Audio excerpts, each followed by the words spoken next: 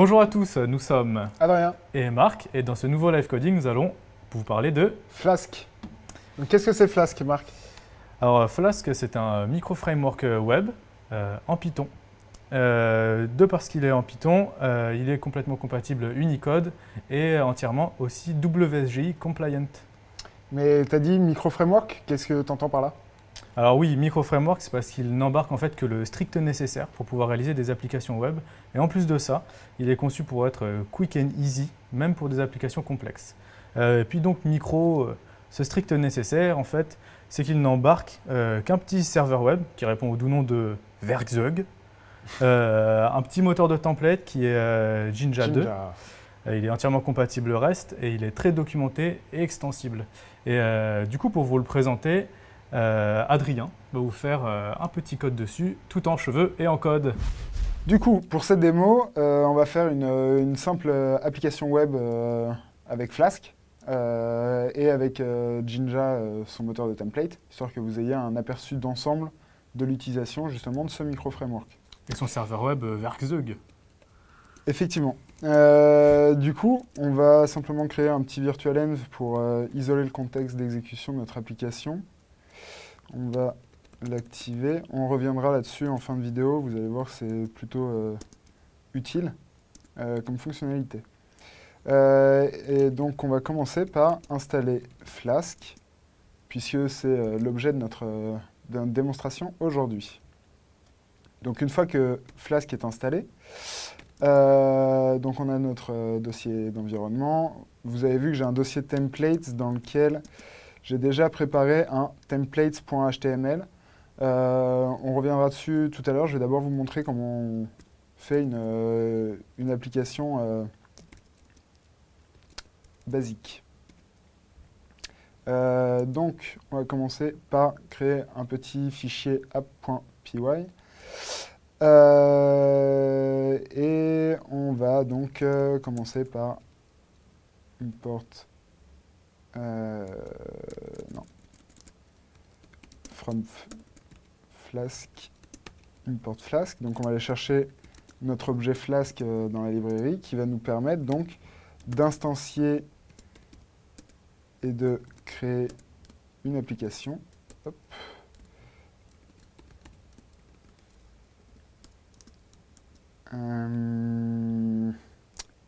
Donc là, on a une application basique. On va lui créer une route.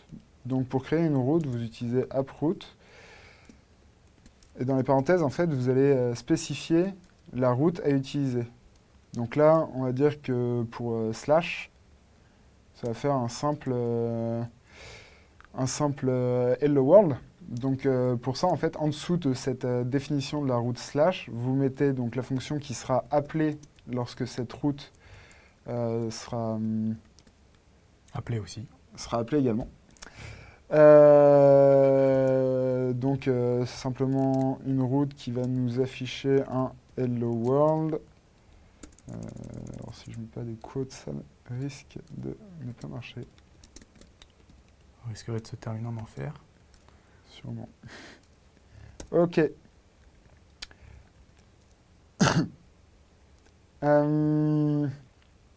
Donc on a notre application de base.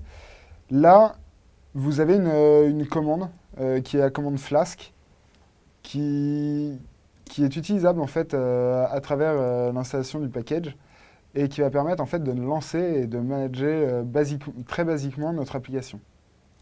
Donc si je fais un Flask run, normalement, ça lance mon serveur. Cependant, vous allez voir que là, il va y avoir une erreur. Justement, c'est parce que je n'ai pas déclaré en fait le point d'entrée de mon application. Donc pour ça, il faut exporter la variable d'environnement Flask app et lui donner la valeur du coup du fichier app.py. Ensuite, lorsque vous faites votre Flask run, moi je vais spécifier un port parce que je crois que le 80 est occupé. Et donc on voit que là j'ai un serveur en environnement de production qui tourne sur mon localhost en 90-90. Donc on va aller voir le résultat.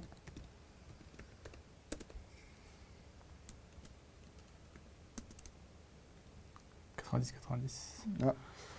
Puis ce serveur, non, en fait, il n'est pas indiqué comme étant un serveur de production. On va pouvoir utiliser Apache ou Nginx avec leur module de WSGI, mais Werkzeug, le serveur web qu'on est en train d'utiliser, n'est pas fait quand même pour la production. En fait.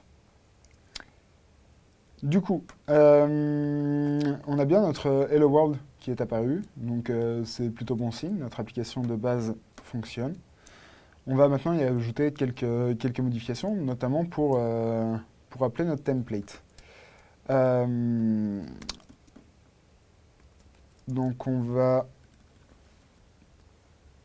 commencer donc par appeler la fonction donc, qui permet d'utiliser notre template. Donc c'est simplement la fonction renderTemplate et vous lui envoyez le nom du template à utiliser. Alors attention, cependant, une précision, tous les templates doivent se trouver dans un dossier templates avec un S qui se trouve à la racine, un peu comme j'ai fait ici justement. Hop là, pardon. À la racine de mon projet, vous pouvez voir que j'ai un dossier templates qui contient lui-même la liste de mes templates. Donc là, uniquement celui... on va le Qu'est-ce qu'il y a renommer. dedans d'ailleurs? On va le renommer et je vais vous montrer ce qu'il y a dedans. En hello.html. Hop. Et donc, si on regarde ce template de plus près, donc vous pouvez voir que j'ai remplacé le titre de la page par une notation assez étrange, avec des accolades, et des doubles accolades et un nom au milieu. En fait, ça va déclarer, ça va instancier une variable title dont on attribuera la valeur après quand on va lui attribuer sa valeur grâce à la fonction renderTemplate qu'on appelle dans notre route de l'API.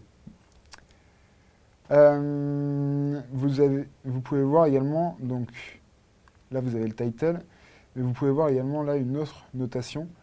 Je voulais vous montrer qu'on pouvait également faire des actions spécifiques d'affichage dans votre template. Par exemple, si vous avez besoin de lister plusieurs choses, donc comme c'est le cas ici, vous pouvez faire une boucle for qui va permettre donc d'itérer sur la variable words qu'on va lui envoyer et qui va lister du coup tous les éléments qu'il y a dans words.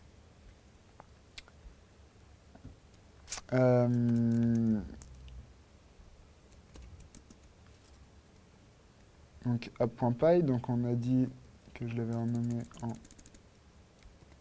hello.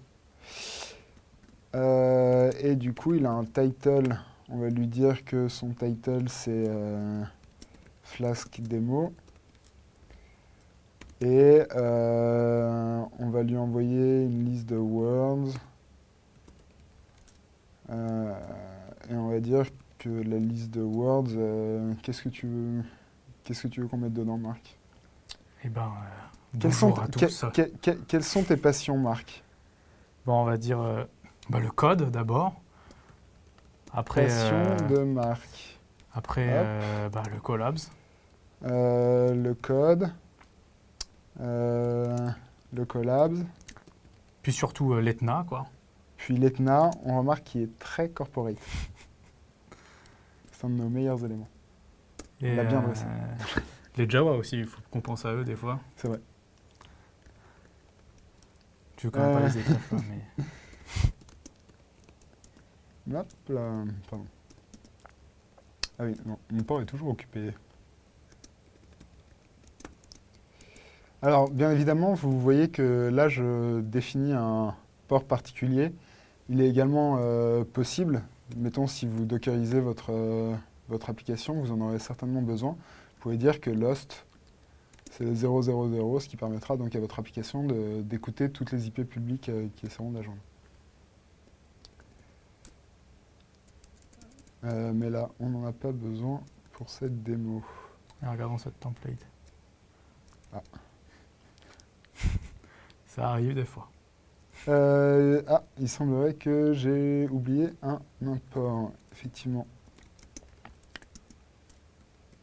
from Flask, import Flask et render template.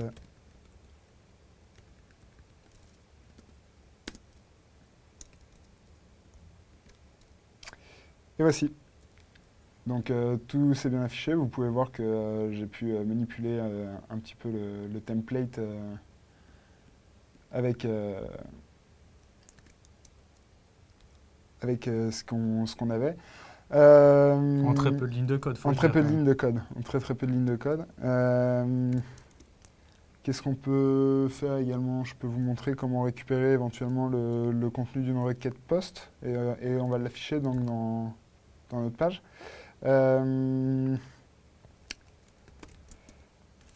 Donc pour ça, vous avez besoin de request. Alors pas le package request avec un S qui est habituellement utilisé dans du Python natif. Mais là, dans Flask, c'est l'objet request qui est donc une surcharge de request. Donc, pour récupérer le contenu, on va dire que les post data donc, sont égales à request.getJSON. Et là, je récupère donc le body de ma request au format JSON. Donc, on a récupéré nos données dans notre post data grâce à request.getJSON. Et puis, on va les envoyer comme ça. Donc le title, ça va être postdata.getTitle.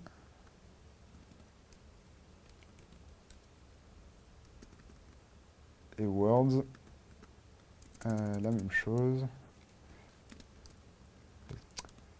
Ok. Donc, pour tester notre application, on va utiliser post. Ok, donc local. En body, donc on va mettre.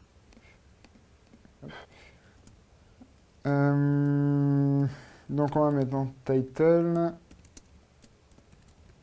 Flask tuto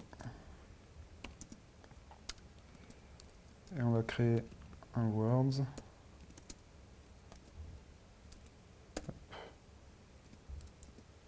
Merci à tous. Merci à tous. Donc comme vous pouvez le voir, là on a une erreur, méthode not allowed, parce qu'effectivement il y a un point dont je ne vous ai pas parlé.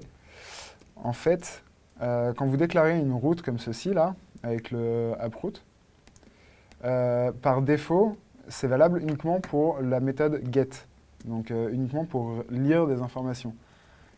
Si vous voulez pouvoir en poster, il faut spécifier les méthodes que peut employer l'utilisateur pour communiquer avec le back-end de l'application. PayUser, get, du coup. Et on va rajouter donc un post. Ok. Je relance mon application.